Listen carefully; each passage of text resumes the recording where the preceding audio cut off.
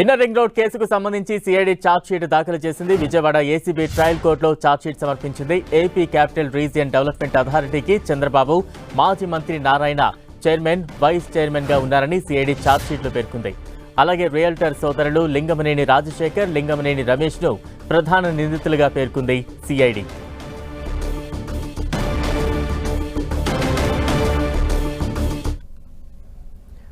IRR కేసులో CID ఛార్జ్షీట్కు సంబంధించి తాజా అప్డేట్స్ మా ప్రతినిధి తిరుమలరావు అందిస్తారు. తిరుమలరావు,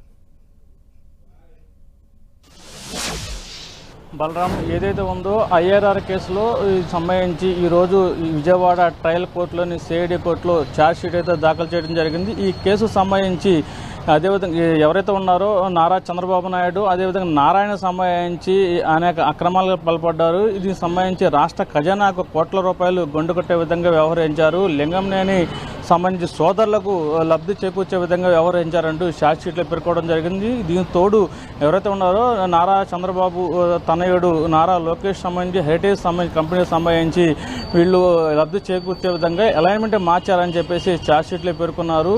దీనికి సంబంధించి ఎవరైతే ఉన్నారో లింగంనేని రాజశేఖర్, అదేవిధంగా లింగంనేని రమేష్ సంబంధించి ల్యాండ్ బ్యాంకుకు ఆనుకుని, అదేవిధంగా విద్యా సంస్థలకు సంబంధించి యూనివర్సిటీకి సంబంధించి అలైన్మెంట్ మార్చినట్టుగా దానివల్ల కోట్ల రూపాయలు ఆర్థిక లబ్ధి చేకూర్చే విధంగా చేశారని చెప్పేసి ఛార్జ్షీట్లో పేర్కొన్నారు. ఎలాంటి ఎంఓలు లేకుండా సింగపూర్ సంబంధించిన ప్రభుత్వ కంపెనీకి సంబంధించి ఇటు ఏపీ ప్రభుత్వం సంబంధించి మంత్రి మండలిని తప్పుదారు పట్టించే విధంగా వీళ్ళు వ్యవహరించారు. దీనికి సంబంధించి కోట్ల రూపాయలు అవకతవకలు జరిగాయని ఈ సిఐడి అధికారులు అయితే వాళ్ళు ఛార్జ్షీట్లో పేర్కోవడం జరిగింది. ఈ సంబంధించి ఈరోజు విజయవాడ ట్రయల్ కోర్టులోని ఏసీబీ కోర్టులో ఛార్జ్షీట్ అయితే దాఖలు చేయడం జరిగింది. దీనికి మరో విధంగా చెప్పాలంటే ఈ లింగంనేని సంబంధించిన సోదరులతో పాటు ఇటు మంత్రి నారాయణ కుటుంబ సభ్యులకు సంబంధించి కానీ లబ్ధి చేకూర్చే విధంగా అలైన్మెంట్ మార్చారని చెప్పేసి తెలుస్తుంది. ఇది ఛార్జ్షీట్లో పేర్కొన్నారు. 58 ఎకరాలకు సంబంధించి భూమిని కూడా వీళ్లకు అలైన్మెంట్ మార్చడం ద్వారా అది కోట్ల రూపాయలు చెందే భూమిగా సంబంధించి లబ్ధి చేకూర్చే విధంగా వ్యవహరించారంటూ సిఐడి అధికారులు పేర్కోవడం జరిగింది. విదేశీ